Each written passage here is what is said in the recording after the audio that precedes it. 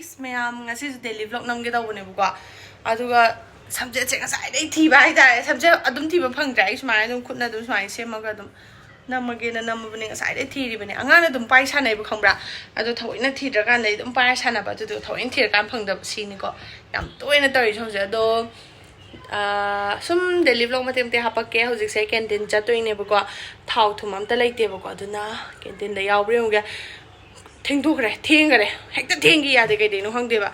Canteen lon game na halane duna canteen na hana chalura ge aduga vlog sem kham khawre nungdang bogi Amakhk ko mayam. Mayam imung da dis maina ga lei aduga mapan da na ekta nungsa de ya kai sa ja ni khambra. Has nungsa usa mayu la kyong ka.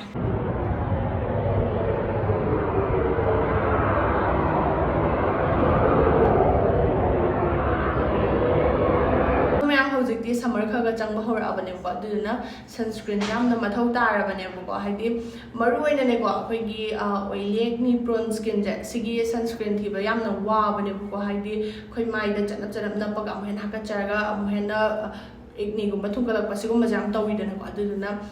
oil free oiba sunscreen gumba thiba yam wabane aduna ai adum share tawge tawbane Sigi sunscreen jo oidoine the Derma Co dagi 1% hyaluronic sunscreen range ne bako skin type to kai no have do khangaga seasonaba yare adoi mathang do bulage me ahanbada 1% hyaluronic sunscreen oil free gel for oily and acne prone skin yamna lightweight oye sigi sunscreen je oily acne prone skin gi quite gi faba sunscreen ne bako aduga SPF 50 PF4+ oye aduga sida yawri say 1% hyaluronic acid amadi niacinamide yawi aduna pores lebado yamna minimize tawe bako amaso akhoi oil production je fajana regulates to halle aduga safe and effective so oye designed by dermatologist mai se ing laurga tho lawe haide aingonda chanaba sunscreen do sina oye bako aduga mathangi sunscreen jina 1% hyaluronic sunscreen hydrating gel for dry skin hydrating sunscreen je dry skin da yamna chana bane bako aduga sigi sunscreen je SPF 50 PF4+ yaure amadi 1% hyaluronic acid amadi ceramide complex awe aduna intense hydration tawna ba amadi skin barrier da strengthen tawbada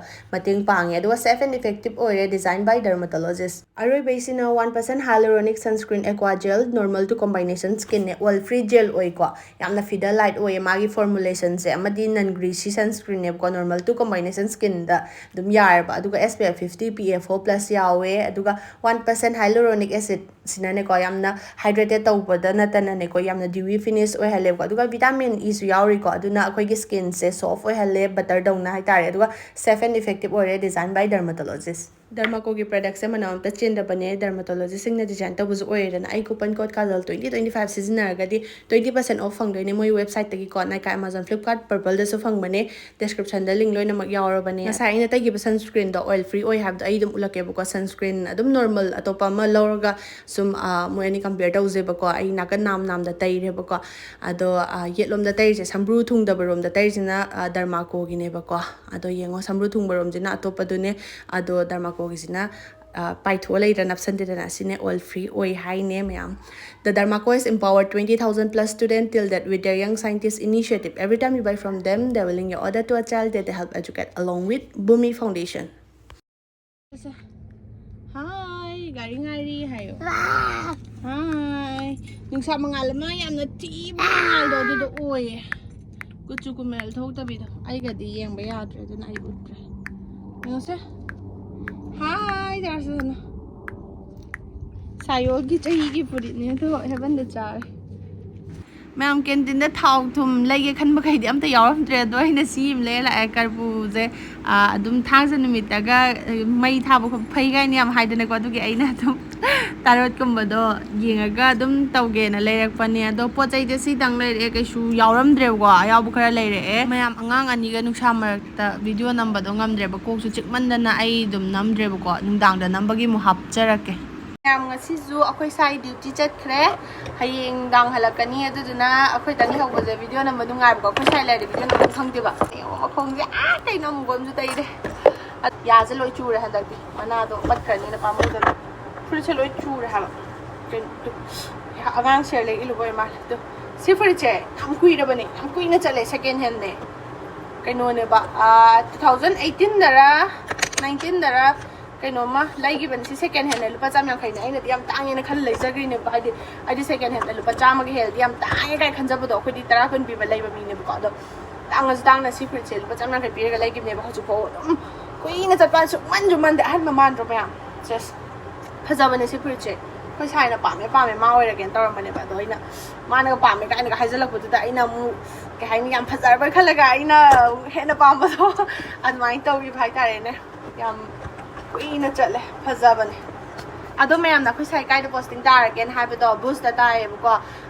ꯒꯨꯖꯔꯥꯠꯇ ꯑꯗꯣ ꯃꯊꯪ ꯊꯥꯗꯗꯤ ꯆꯠꯂꯅꯤ ꯍꯟꯗꯛ ꯁꯤꯒꯤ ꯊꯥꯁꯤꯗ ꯑꯩ posting ꯃꯅꯨꯡ ꯅꯠꯇꯦ ꯍꯥꯏꯗ꯭ꯔꯕꯥꯠ ꯃꯅꯨꯡꯒꯤ video ꯁꯤꯒꯤ ꯁ꯭ꯇꯦꯁꯟ ꯃꯅꯨꯡꯒꯤ ꯑꯌꯥꯝꯕ ꯅꯝꯗꯣꯏꯅꯦ ꯑꯩꯗꯤ ꯑꯍꯥꯟꯕꯅꯤꯅ ꯌꯥꯝ ꯅꯨꯡꯁꯤ ꯍꯥꯏꯕ ꯑꯩꯅ ꯑꯍꯥꯟꯕ ꯁꯤꯒꯤ ꯃꯐꯝꯁꯦ ꯁꯤꯗ ꯂꯥꯛꯈꯤꯕꯗ ꯂꯩꯔꯝꯕ ꯃꯤ ꯃꯌꯥꯝꯗꯣ ꯂꯣꯏꯅꯃꯛ ꯆꯠꯈ꯭ꯔꯦ ꯃꯌꯥꯝ ꯌꯥꯝ ꯅꯨꯡꯉꯥꯏꯇꯦ ꯍꯥꯏꯗꯤ ꯊꯕꯛ ꯂꯣꯏꯈꯤꯕꯅ ꯂꯣꯏꯈꯤꯕ ꯑꯗꯒꯤꯗꯤ ꯄꯣꯁꯇꯤꯡ ꯆꯠꯈꯤꯕ ꯂꯣꯏꯅꯃꯛ ꯑꯣꯏꯔꯦꯕꯀꯣ ꯑꯗꯨꯗꯤ ꯃꯌꯥꯝ ꯗꯨꯀꯥꯟ ꯆꯠꯂꯁꯦ ꯑꯗꯨꯒ ꯃꯊꯪ उल्लक्केको मैम हौजिकने हेवनगी रिएक्शन येंजेबको अदुम मा कोई सब याम पामबनेबा थोंग हांगागा थो लोंजनबदो यामना नुंगाइजदबनेबको अदु येंजिको ngasiदि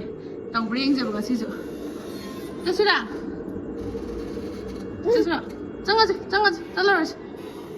चलरस को चनिंगिजु हां चसे let's go yay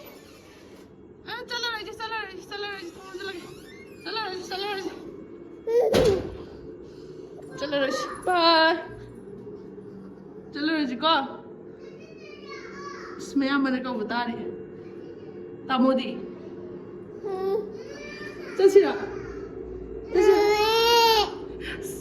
चसिरा थवांगो खंजो हांग मादु कन्ने इल्ली ओके चलसे चला थोंगा लगे या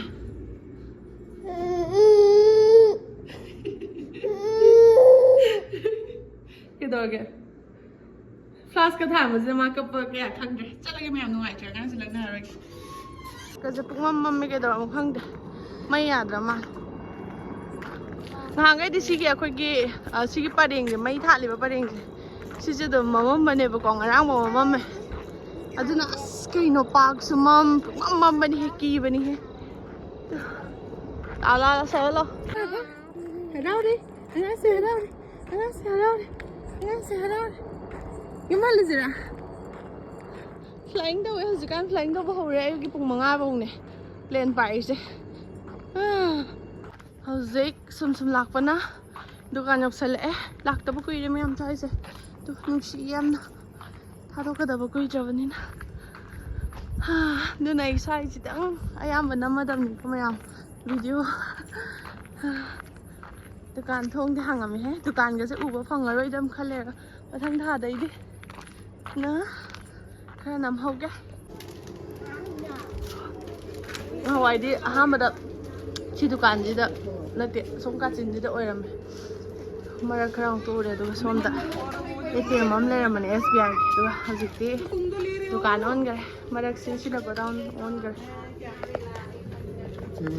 खुंगन की दुकान इलायची भैया परसों नींबू और वो धनिया जरूर लस्सी लेरे चापोट कर लस्सी लेरे थकनबा ngahak sanagi sida ngahak phamaga lasi nung thaaga yum halage mayam sige quarter jingje hojikti mi pa leinadre ba swai manung je semjanbagi ko yam nungsi hana de mi je kri ina gai leraga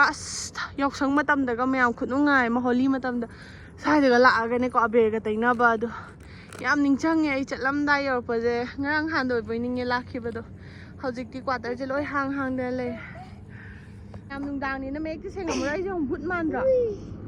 Sana macha. Mama didi. Nam to asapot sida hape. Paper pot thai. Lychee flavor malore eh.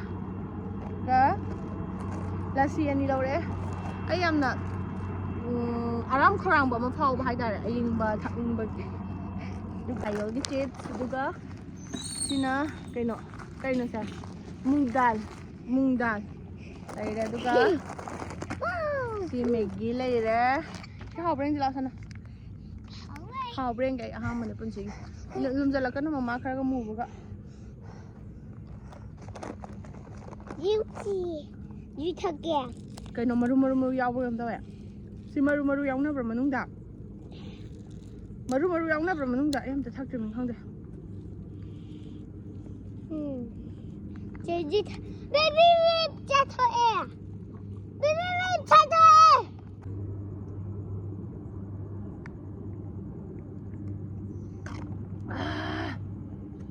ꯗꯗꯤ ꯁꯥꯕꯅꯤꯅ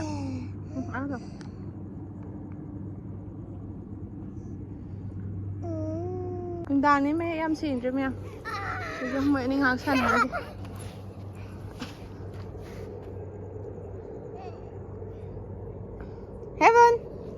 Heaven yeah where mo ko sanara ire NP area gi park ni aina ahamba lakpadaga sumaina park ka lerambasida anganga puthoga sanabada nungai nungsiye matamda park se myam semjalle si marakta leiri jing amta leramdabani hangambani duga asai ga jeuna ai hana lerba quarter da maninga suksu ise asai da ne helicopter pairi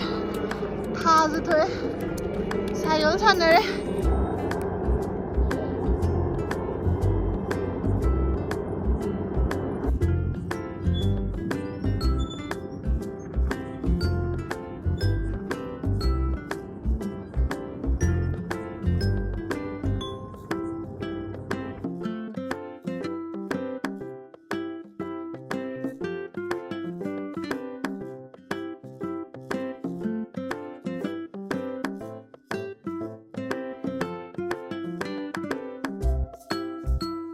ꯃꯌꯥꯝ ꯍꯥꯏꯗ꯭ꯔꯕꯥꯗꯇꯗꯤ ꯈꯨꯁꯥ ꯑꯃ ꯇꯧꯔꯦ ꯌꯨꯝꯂꯣꯝꯗꯗꯤ ꯀꯃꯥꯏꯅ ꯇꯧꯔꯤꯅꯣ ꯈꯪꯗꯦ ꯑꯗꯨꯅ ꯁꯨꯃꯥꯏꯅ ꯍꯪꯆꯤꯠ ꯂꯥꯡꯕꯁꯦ ꯌꯥꯝ ꯅꯨꯡꯉꯥꯏꯌꯦ ꯁꯤ ꯃꯐꯝꯁꯤꯗ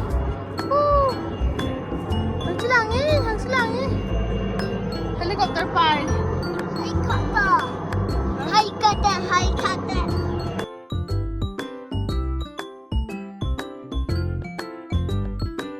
ꯄꯥꯔꯛꯇꯒꯤ ꯊꯣꯛꯂꯛꯑꯦ ꯃꯌꯥꯝꯁꯨ ꯍꯩꯅꯧ ꯌꯥꯝ ꯄꯥꯜꯂꯦ ꯍꯩꯅꯧ ꯎꯕ꯭ꯔꯥ ꯃꯌꯥꯝ ꯑꯁ ꯎꯗꯕ ꯃꯥꯜꯂꯦ ꯐꯣꯟꯗ ꯍꯩꯅꯧ ꯌꯥꯝ ꯑꯗꯨꯅꯦ ꯃꯦꯡꯒꯣ ꯌꯥꯝ ꯄꯥꯜꯂꯦ ꯄꯤꯔꯛꯑꯣ ꯀꯃꯥꯏꯅ ꯄꯤꯗꯣꯏꯅꯣꯍꯦ ꯄꯤꯔꯛꯑꯣ ꯋꯥꯡꯅ ꯄꯥꯜꯂꯤꯁꯦ ꯎꯗ꯭ꯔꯣ ꯆꯠꯈ꯭ꯔꯦ ꯁꯅꯥ ꯁꯤꯗꯩ ꯆꯠꯈ꯭ꯔꯁꯤ ꯂꯥꯎ ꯑꯗꯩ ꯆꯠꯈ꯭ꯔꯁꯤ ꯁꯤꯗꯩ ꯐꯥꯎꯖꯟꯕ ꯌꯥꯏꯕꯀꯣ ꯐꯥꯎꯖꯟꯈ꯭ꯔꯒꯦ ꯃꯌꯥꯝ ꯍꯧꯖꯤꯛ ꯍꯦꯕꯟ ꯆꯥꯛꯏꯂꯅꯤ ꯁꯤꯁꯦ ꯑꯂꯨꯅꯦꯕ ꯇꯣꯠꯂꯤꯁꯦ ꯑꯂꯨ ꯇꯣꯠꯄꯅ ꯈꯔ ꯄꯥꯝꯃꯦ ꯏꯁꯤꯡꯁꯤ ꯂꯩꯔꯦ ꯍꯦꯕꯟꯗꯤ ꯑꯂꯨ ꯇꯣꯠꯄꯁꯦ ꯁꯤꯅ ꯍꯦꯟꯅ ꯌꯥꯝ ꯆꯥꯏꯌꯦꯕꯀꯣ ꯃꯥ ꯁꯥꯟꯅꯔꯤ ꯌꯦꯡꯉꯣ ꯁꯥꯟꯅꯅ ꯂꯩꯔꯤꯉꯩꯗ ꯏꯟꯗꯣꯏꯅꯤ ꯍꯦꯕꯟꯁꯦ ꯍꯧꯖꯤꯛꯀꯥꯟꯗꯤ ꯌꯥꯝ ꯂꯦꯡꯉꯦꯕ ꯈꯪꯕ꯭ꯔꯥ ꯃꯌꯥꯝ ꯍꯥꯟꯅꯗꯤ ꯆꯥꯛ ꯏꯟꯕꯒ ꯌꯥꯝ ꯅꯨꯡꯉꯥꯏꯔꯝꯕꯅꯦ ꯍꯧꯖꯤꯛꯇꯤ ꯆꯠꯂꯒ ꯂꯩꯕꯗꯣ ꯈꯪꯗꯦ ꯂꯦꯡꯃꯟꯅꯅ ꯆꯥꯛꯀ ꯏꯟꯐꯝ ꯈꯪꯗꯦ ꯑꯗꯩ ꯑꯩꯁꯦ ꯑꯗꯨꯝ ꯚꯤꯗꯤꯑꯣ ꯅꯝꯕꯁꯦ ꯀꯥꯎꯈ꯭ꯔꯦꯕ ꯈꯪꯕ꯭ꯔꯥ ꯁꯨꯃꯥꯏꯅ ꯊꯥꯒꯁꯦ ꯅꯝꯃꯝꯃꯒ ꯐꯖꯩ ꯀꯥꯏ ꯅꯝꯃꯝꯕꯗꯒꯤ ꯑꯩ ꯏꯁꯥ ꯅꯝꯒꯗꯕꯁꯦ ꯀꯥꯎꯈ꯭ꯔꯦꯕ ꯑꯗꯣ ꯁꯨꯃꯥꯏꯅ ꯑꯗꯨꯝ ꯂꯣꯏꯈ꯭ꯔꯦ ꯃꯌꯥꯝ